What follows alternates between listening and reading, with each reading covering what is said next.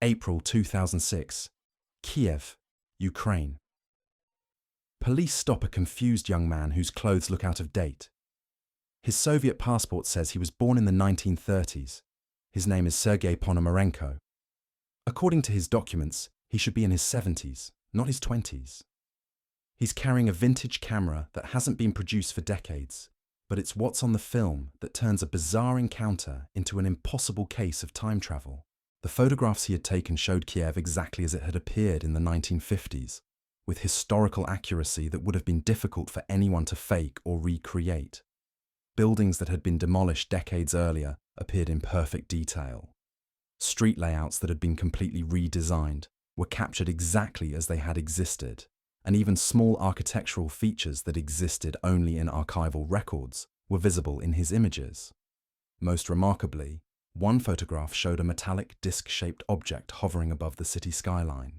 This image was particularly significant because it provided a potential explanation for how Ponomarenko's temporal displacement had occurred.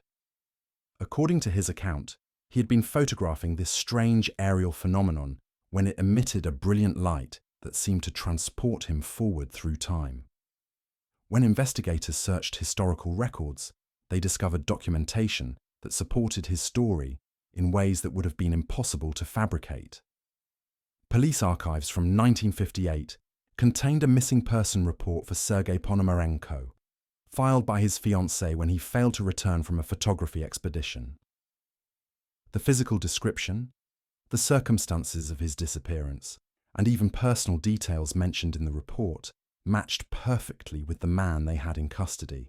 Our second case takes us to Italy in 1911, where a routine train journey became one of history's most disturbing disappearances. The luxury passenger train departed Rome on July 14th, with 106 wealthy travellers aboard, heading through the picturesque Italian countryside. Everything seemed perfectly normal as the train approached the Lombardi Tunnel, a standard 500-metre passage that trains navigated dozens of times each week without incident. But this time was different. Witnesses watched the train enter the tunnel and then waited for it to emerge from the other side. Minutes passed, then hours. The train never appeared. When rescue teams rushed to investigate, they found something that challenged every law of physics they understood. The tunnel was completely empty. No wreckage, no debris, no signs of any accident whatsoever. It was as if the train had simply ceased to exist the moment it entered that dark passage. The only survivor was a passenger who had jumped from the train in a panic just before it entered the tunnel. His account of what happened inside that train car sounds like something from a nightmare. He described a thick, impenetrable white fog that suddenly filled every compartment, so dense that passengers couldn't see their own hands in front of their faces. In terror, he leapt from the moving train and lost consciousness when he hit the ground. When he regained awareness, the train was gone, and it had never emerged from the tunnel's exit. Search teams spent weeks combing every inch of the area. They brought in engineers to examine the tunnel structure, geologists to study the surrounding rock formations, and investigators to interview every possible witness. Nothing they discovered could explain how an entire train, with over 100 people aboard, could simply vanish without leaving a single trace of physical evidence. But the story becomes even more impossible when you learn what investigators found decades later in Mexican government archives. In 1845, more than 60 years before the Italian train disappeared, Mexican authorities documented the sudden appearance of approximately 100 confused Italian nationals in the center of Mexico City. These people claimed they had been traveling by train from Rome and insisted the date was July 14th, 1911.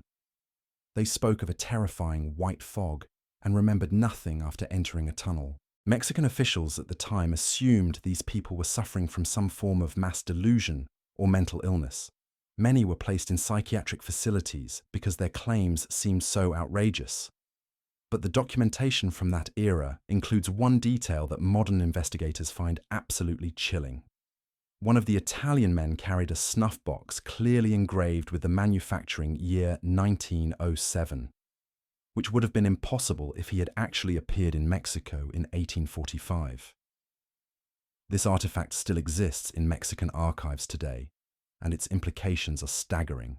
If the testimony is accurate, the passengers from the 1911 Italian train didn't just disappear from their own time.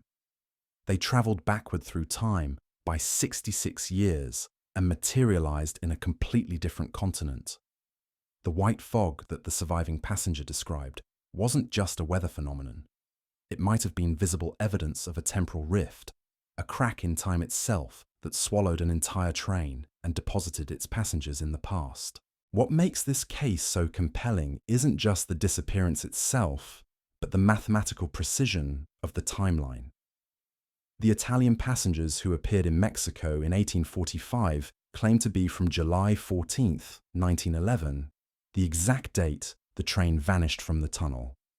Their descriptions of the journey, the fog, and the moment of displacement match perfectly with the survivors' account from the tunnel entrance. Two independent historical records, separated by continents and decades, telling identical stories about the same impossible event. This incident forces us to confront a disturbing possibility. What if time isn't the linear progression we assume it to be? What if certain locations on Earth contain natural anomalies that can tear holes in the fabric of time itself? The Lombardi Tunnel might have been one of these places, a geographic point where the normal laws of causality break down and allow passage between different temporal periods. The implications extend far beyond this single incident. If the tunnel could transport people backward in time, what other locations on Earth might possess similar properties? How many missing persons cases throughout history might actually be evidence of accidental time displacement? And most unsettling of all, if people from 1911 could appear in 1845, what prevents people from any time period from materializing in our present day? Our next case takes us into even stranger territory, involving a man whose consciousness allegedly traveled across millennia, while his body remained motionless in a hospital bed. Paul Amadeus Dienach was a Swiss teacher whose life changed forever in 1921 when he fell into a deep coma caused by a rare neurological condition. For nearly a year, his body lay unconscious in a hospital while doctors struggled to understand his condition. But according to Dienach himself, his mind was experiencing something extraordinary. He claimed his consciousness had somehow transferred into the body of a man living in the year 3906, almost 2,000 years in the future. What sets this case apart from typical claims of prophecy or precognition is the incredible detail and consistency of Dienach's account.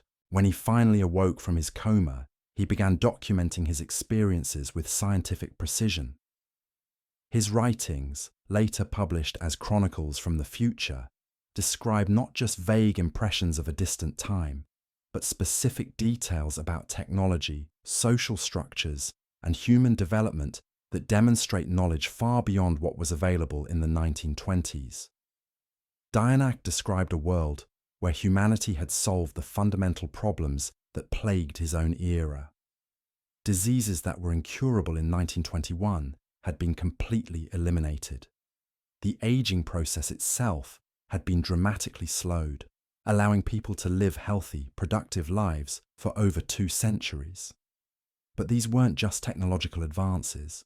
According to his account, humanity had undergone a profound spiritual evolution that transformed how people related to each other and to the universe itself. The society he experienced had moved beyond the competitive, conflict-driven structures of the early 20th century. Instead of nations fighting for resources and territory, humanity had developed a global civilization focused on collective advancement and individual fulfillment.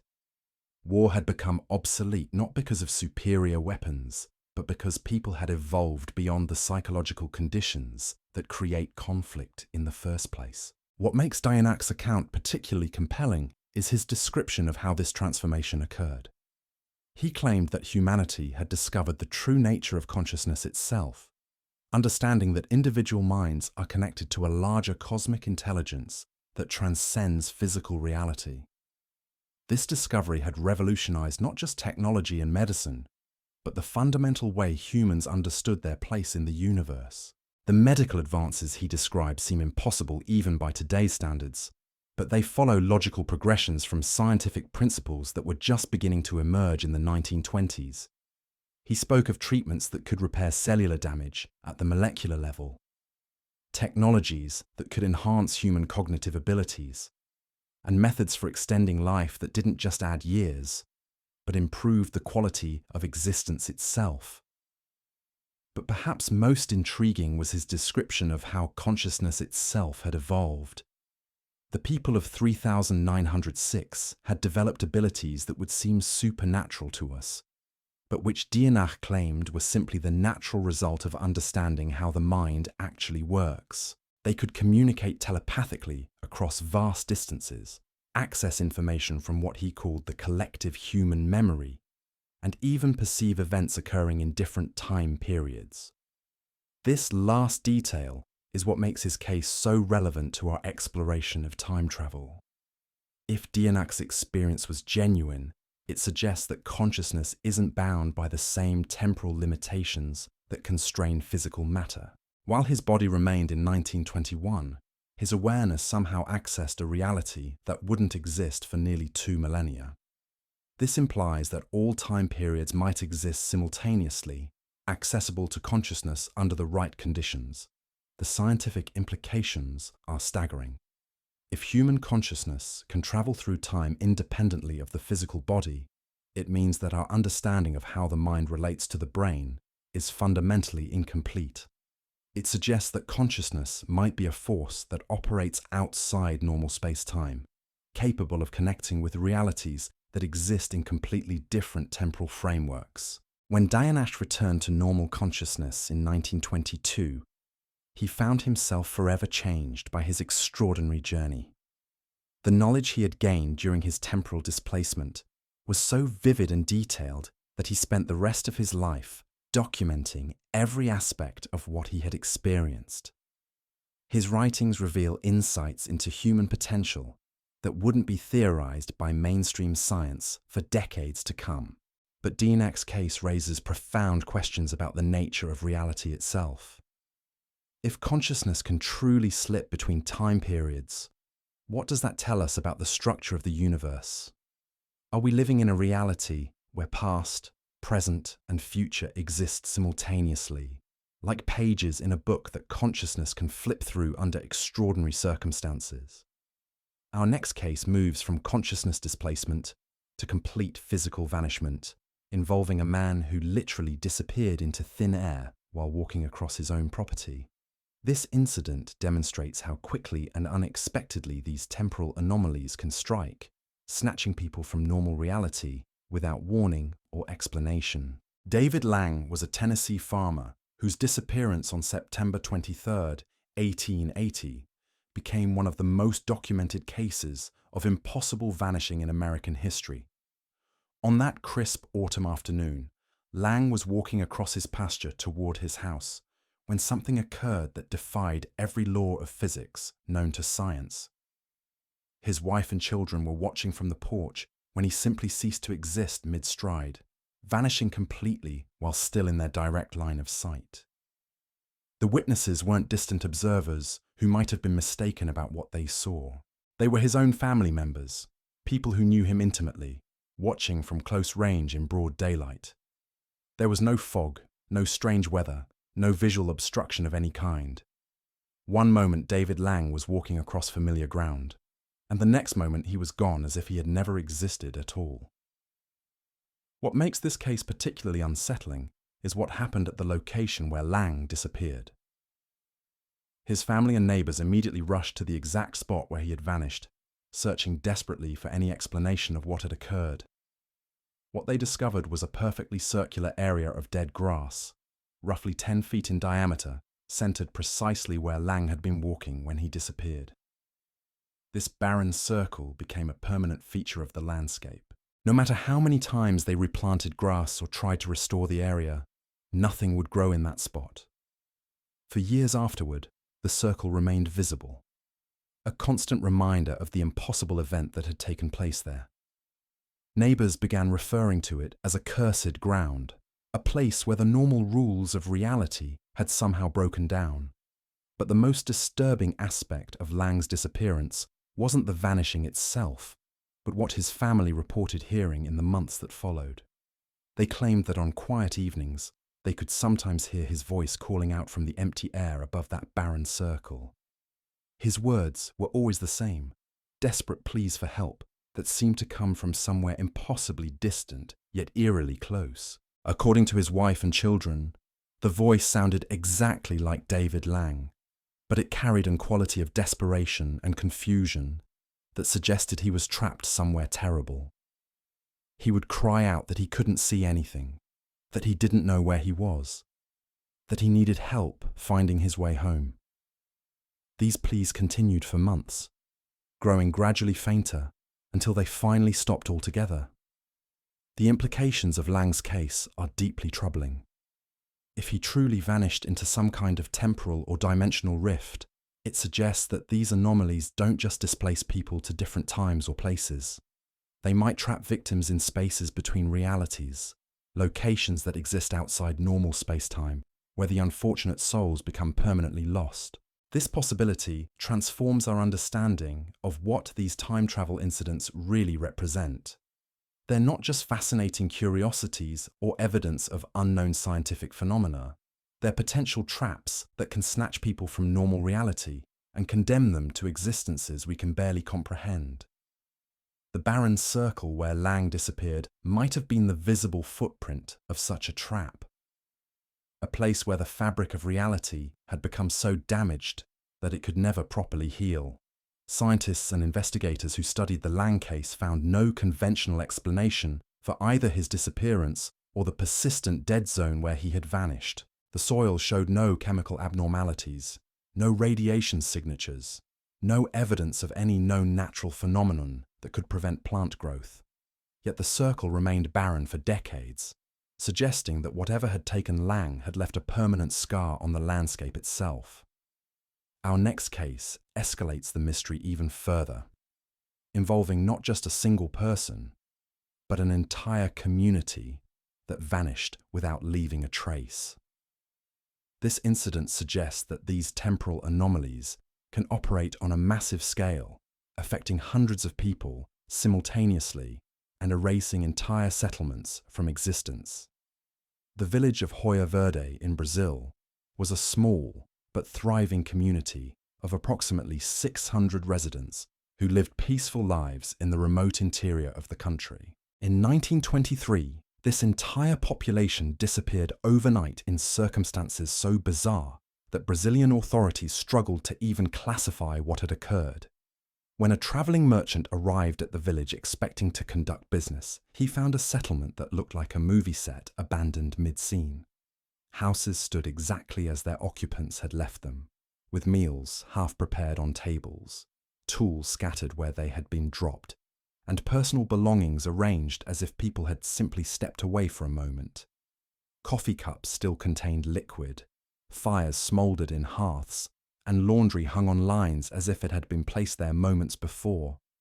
Yet not a single human being remained anywhere in the village. The merchant who discovered the abandoned settlement reported an atmosphere of profound unease that went beyond the obvious strangeness of finding an empty village. He described a sensation of being watched, as if invisible presences were observing his every movement. The silence was so complete it felt unnatural, broken only by the sound of wind moving through empty buildings and the occasional creak of settling wood. Brazilian investigators who arrived to examine the scene found one clue that deepened the mystery rather than resolving it. In the center of the village square, someone had erected a wooden sign bearing a message written in large, ominous letters. "There is no salvation." The words appeared to have been painted recently, suggesting they were connected to whatever had caused the mass disappearance.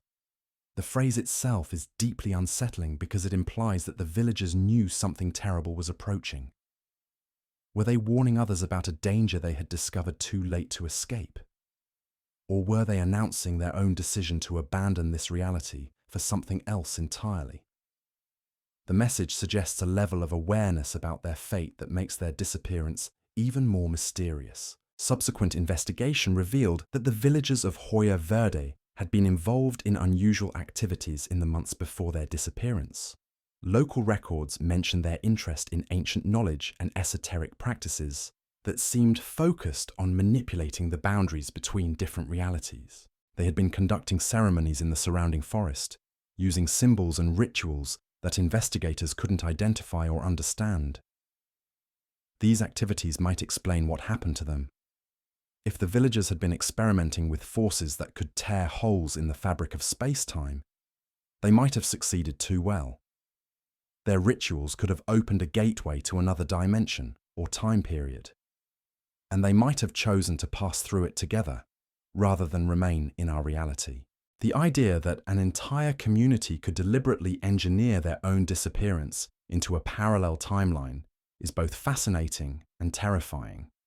It suggests that human consciousness and will, when focused and directed properly, might be capable of transcending the normal limitations of physical existence. But it also raises the question of what they were trying to escape from, and whether their destination was better than the world they left behind. The message they left behind, "There is no salvation," could be interpreted as a warning that our reality itself is fundamentally flawed or doomed. Perhaps they discovered something about the nature of our timeline that convinced them their only hope lay in finding a different version of reality altogether. Their mass disappearance might not have been a tragedy, but a successful escape to a world where salvation was still possible. Our next case brings us into the modern era with an incident that occurred in 2006, involving a man who claimed to have accidentally travelled from 1958 to the present day through an encounter with an unidentified aerial phenomenon. This case is particularly significant because it involves physical evidence that investigators found difficult to dismiss or explain through conventional means. Sergei Ponomareno appeared on the streets of Kiev, Ukraine, in 2006, wearing clothing that looked decades out of date and carrying a vintage camera that hadn't been manufactured since the 1950s.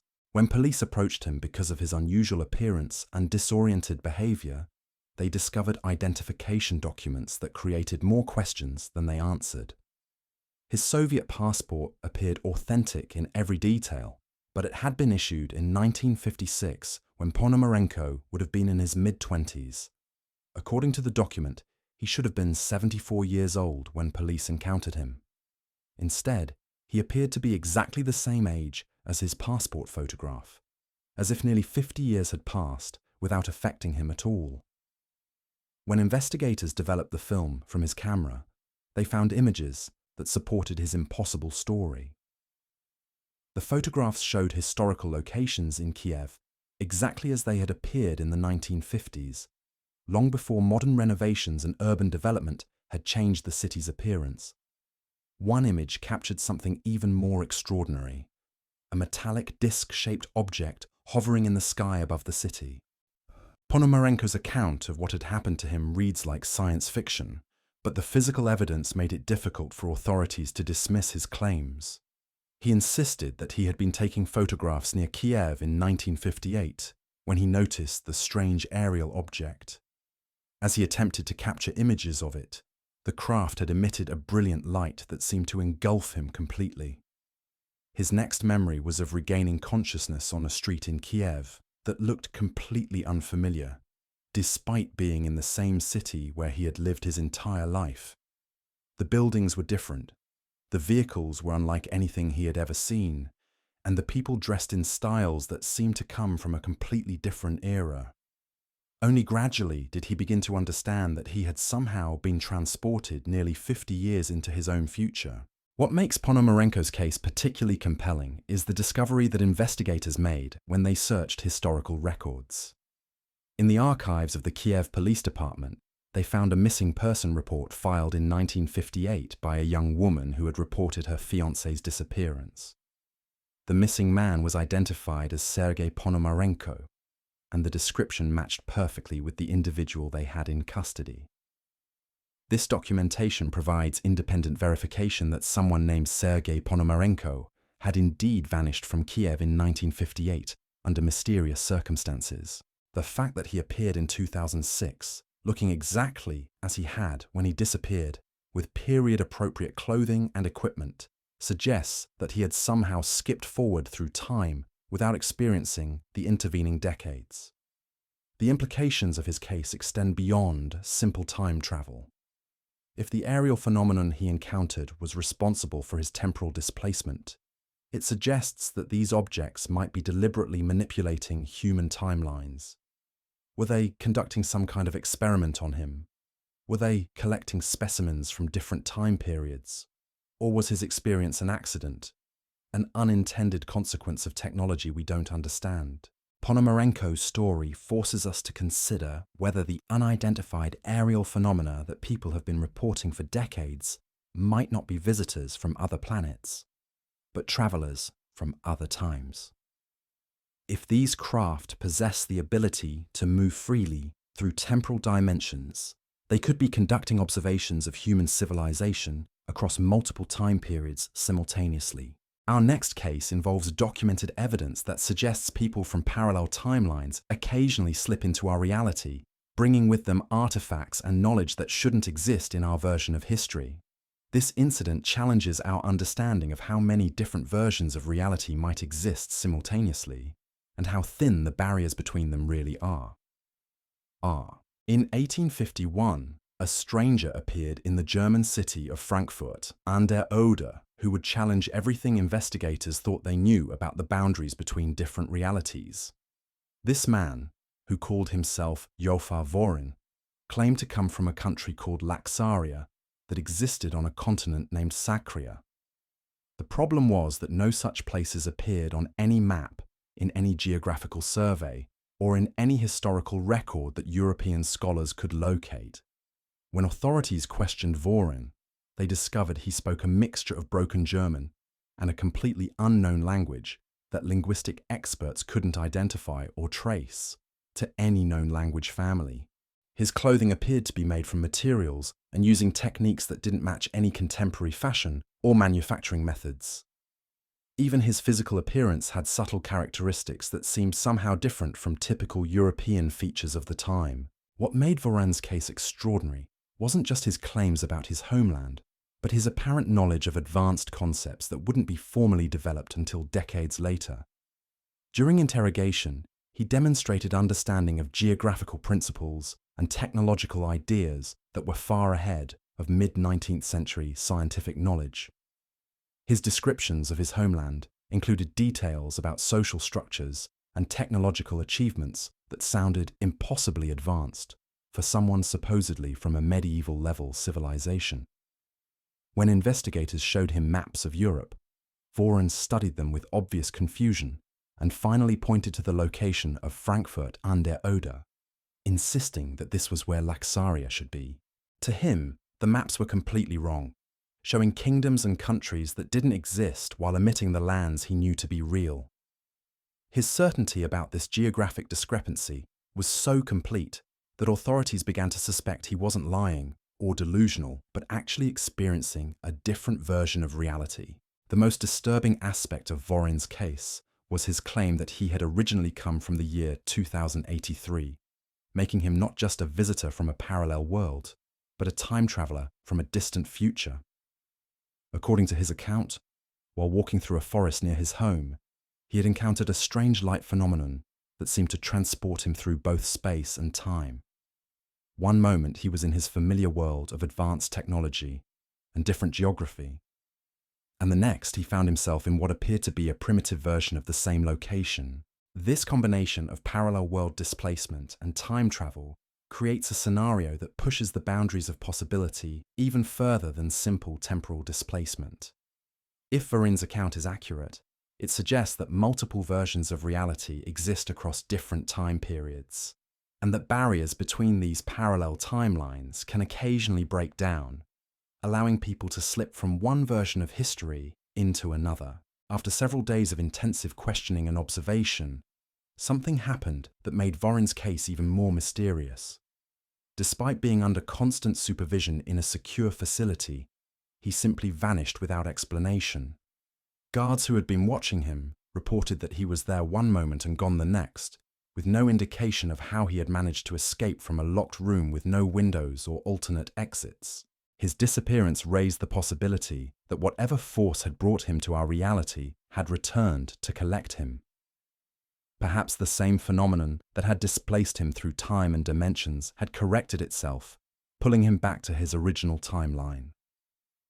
Or maybe he had found a way to deliberately return to his own version of reality, leaving behind only questions about how many other displaced travelers might be living among us undetected. Our next case takes us to the world of nuclear physics and one of the most brilliant minds of the 20th century, whose mysterious disappearance has never been satisfactorily explained through conventional means. This incident suggests that advanced scientific knowledge might itself be a form of time travel technology, and that some researchers may have discovered methods of temporal manipulation that they chose to keep secret. Ettore Majorana was an Italian physicist whose theoretical work in quantum mechanics and nuclear physics was so advanced that his colleagues considered him potentially the most brilliant scientist of his generation. In 1938, at the age of just 32, he had already made groundbreaking contributions to our understanding of fundamental particles and the forces that govern atomic structure. Then, on March 27th of that year, he boarded a ship from Palermo to Naples and disappeared forever. The circumstances of his vanishing were immediately suspicious because there was no logical reason for such a prominent scientist to simply abandon his life and career. He had recently been appointed to a prestigious university position. His research was progressing brilliantly, and he had given no indication to family or colleagues that he was considering leaving. When the ship arrived in Naples, Majorana was nowhere to be found, and despite extensive searches of the vessel and surrounding waters, no trace of him was ever discovered. What transforms this case from a simple missing person investigation into something far more mysterious is what happened 17 years later. In 1955, a photograph surfaced in Argentina showing a man who appeared to be identical to Majorana in every physical detail. Forensic analysis of the image revealed multiple points of facial comparison that strongly suggested it was the same person, but with one impossible characteristic. The man in the photograph hadn't aged at all since 1938. This discovery became even more significant when former colleagues of Majorana began revealing conversations they had had with him shortly before his disappearance. Several respected physicists reported that Majorana had hinted he was working on something that would revolutionize human understanding of time and space. He had spoken cryptically about discoveries that could change the fundamental nature of existence itself, but had refused to provide specific details about his research.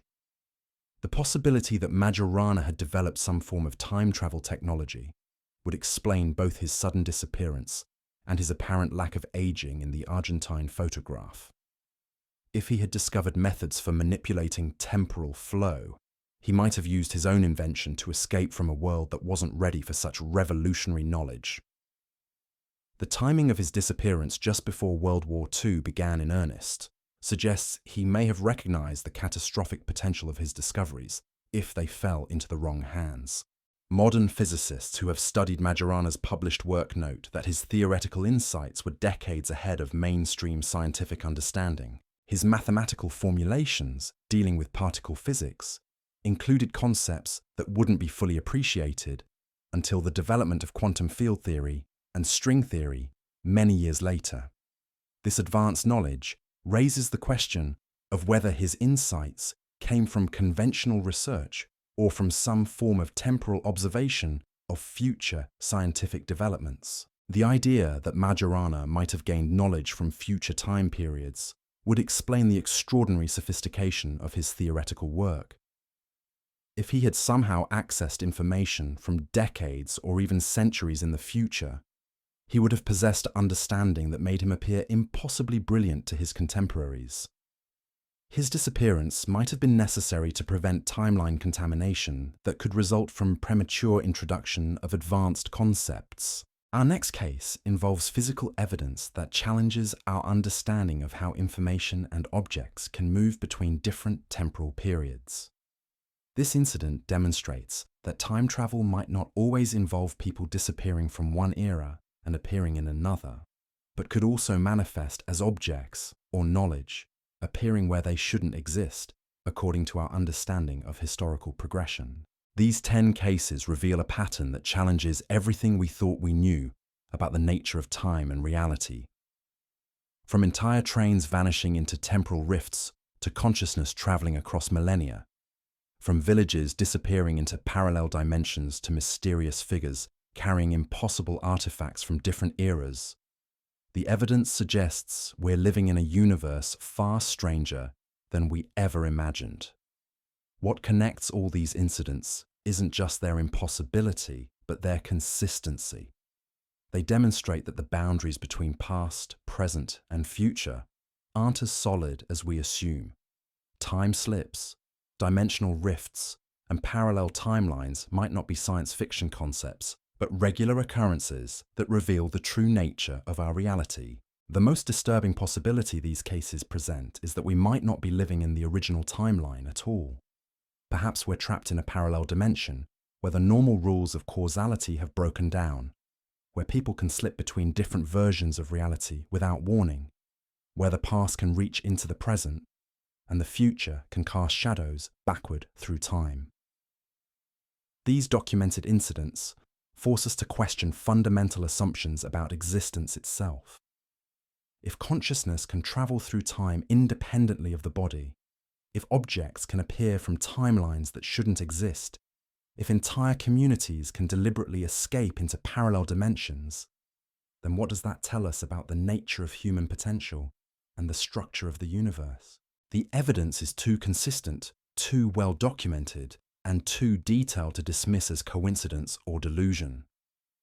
These cases suggest that time travel isn't just possible, but happening all around us, creating a reality where multiple timelines bleed into each other in ways that make linear time itself an illusion. Maybe that strange feeling you sometimes get, that sense that everything is slightly off, isn't your imagination after all. Maybe it's your consciousness detecting the temporal anomalies that surround us, recognizing that the world you're experiencing isn't quite the one you were born into. Maybe we're all living proof that parallel worlds exist, and the boundaries between them are far more permeable than we ever dared to believe. What makes these cases even more unsettling is their implication that we might not be alone in our temporal displacement. If these incidents are as common as the evidence suggests, how many other people around you might be refugees from different timelines? How many of the strangers you pass on the street might be carrying memories of worlds that exist in parallel to our own? The 10 cases we've explored today represent just the documented incidents, the stories that manage to surface despite attempts to suppress or explain them away. How many other impossible events occur daily that never get reported, never get investigated, never get recognized for what they really are? The mathematical probability suggests that temporal anomalies might be far more common than we realize, hidden in plain sight among the ordinary events of everyday life. Perhaps most troubling is the possibility that these time slips aren't random accidents, but symptoms of something fundamentally wrong with our reality. Maybe the fabric of space-time itself is damaged, creating weak points where different timelines can bleed through into each other. If that's true, then these incidents might be warnings of larger temporal catastrophes to come. The people who experience these impossible journeys through time didn't choose their displacement. They were ordinary individuals who suddenly found themselves caught in forces beyond their understanding or control. This randomness suggests that temporal anomalies could affect anyone at any time without warning or explanation. But there's another possibility that's both fascinating and terrifying. What if some of these cases represent successful escapes from timelines that were somehow doomed or corrupted? The villagers of Hoya Verde left behind a message that there is no salvation before vanishing entirely. Perhaps they discovered something about our reality that convinced them their only hope lay in finding a different version of existence altogether. This raises profound questions about the nature of free will and human agency. If multiple timelines exist simultaneously, if consciousness can move between them under certain conditions, if entire communities can deliberately engineer their escape to parallel dimensions, then perhaps we have far more control over our reality than we realize.